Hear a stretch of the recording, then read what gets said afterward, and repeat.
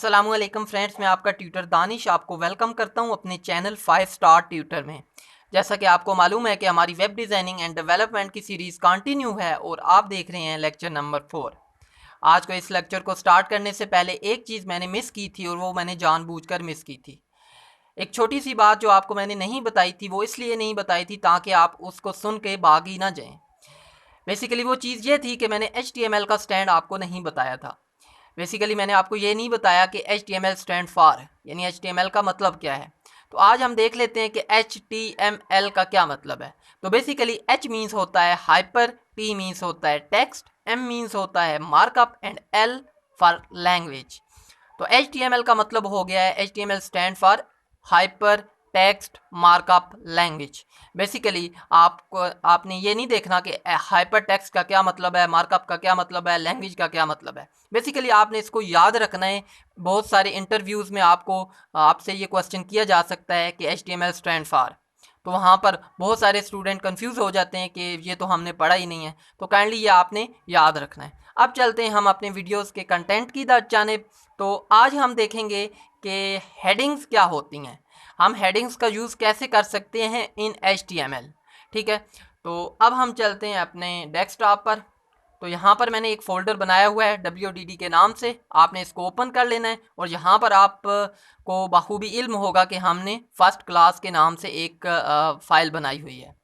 मैं इस पर इसको डबल क्लिक करके ओपन कर लेता हूँ और देख लेते हैं कहाँ तक हमने काम किया था। तो ये हमने काम किया था, यानी हमने 5 बार 5 स्टार ट्यूटर लिखा था। आज हम ये देख लेते हैं कि इसी को अगर हमने हेडिंग में शो करना हो तो वो कैसे करना है। तो अब हम चलते हैं उसी फाइल की जानब। इस पर मैं राइट क्लिक करता हूँ और मैं ओपन विद कर लेता हूँ सबलाइम में। सबलाइम ओपन करने के बाद यहाँ तक हमने ये कर लिया था। अब हम क्या करते हैं, इसको हेडिंग्स में यूज़ करते हैं। बेसिकली आपको बताता चलूँ HTML में 6 हेडिंग्स होती हैं। अब हेडिंग्स को कैसे यूज़ करना है, तो यहाँ पर मैंने 5 स्टार ट्यूटर को पहली हेडिंग्स देना है। तो मैं क्या करूँगा, यहाँ पर टैग आपको अब पता लग चुका होगा क्या होता है। तो मैं यहाँ पर H1 का एक टैग बना लूँगा। ठीक है, अब इसको मैंने क्लोज़ करना है, तो ब्रेक के बाद इसको मैं क्लोज़ कर देता हूँ। तो जब अगर आप सबलाइम यूज़ कर रहे हैं तो आप लेस देन के बाद जो ही फॉरवर्ड स्लैश लगाएंगे तो वो खुद ब खुद टैग ऑफ हो जाएगा, यानी आपका टैग खुद ब खुद क्लोज हो जाएगा। बट अगर आप सिंपल नोट पैड यूज़ कर रहे हैं तो वहाँ ऐसा नहीं होगा। इसीलिए मैंने आपको रिकमेंड किया था कि आप सबलाइम एडिटर यूज़ करें। अब मैं इसको कंट्रोल S करके देख लेता हूँ कि क्या फ़र्क पड़ता है। मैं अपने ब्राउज़र पे आता हूँ और इसको रिफ़्रेश करता हूँ। अब देखें 5 स्टार ट्यूटर एक बड़ी सी हेडिंग में लिखा गया है। अब नीचे आप देख रहे हैं कि एक लाइन इसमें मिस हो गई है, यानी एक लाइन वो नीचे चला गया। अब वो क्यों चला गया है, एक बात याद रखिएगा, जो हेडिंग्स होती है वो खुद ब खुद एक लाइन को ब्रेक कर देती है, यानी यहाँ हमको ब्रेक का टैग यूज़ करने की ज़रूरत नहीं है। अब अगर इसको मैं कंट्रोल S करके देखूँ, यहाँ पर आऊँ, इसको मैं रिफ़्रेश करूँ, तो अभी भी कुछ फ़र्क नहीं पड़ा, क्योंकि ये जो ब्रेक हो रहा है ये यहाँ पर ये वाला हो रहा है। अब मैं सारे ब्रेक्स को हटा देता हूँ, सारे ब्रेक्स को हटा देता हूँ और यहाँ पर मैं क्या करता हूँ, ये H1 को मैं कॉपी कर देता हूँ और कॉपी करने के बाद यहाँ पर मैं पेस्ट कर देता हूँ।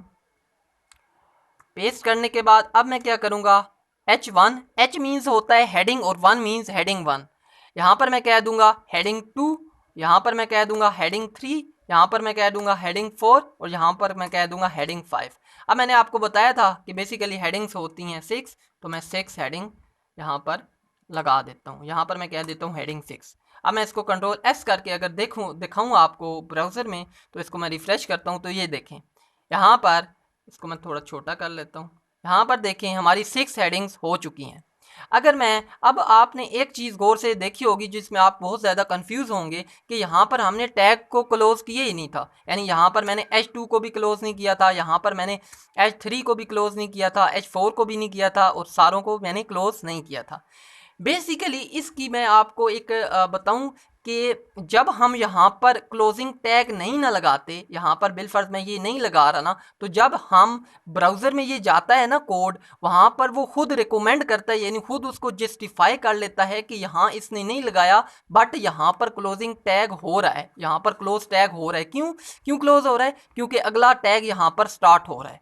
तो जो ही वो देखेगा कि अगला टैग यहाँ पर स्टार्ट हो रहा है तो वो खुद ब खुद इसको यहाँ पर क्लोज कर देगा। बेसिकली ये फ्रंट एंड पर हमें नज़र नहीं आ रहा होता, लेकिन बैक एंड पर ऐसे ही होता है।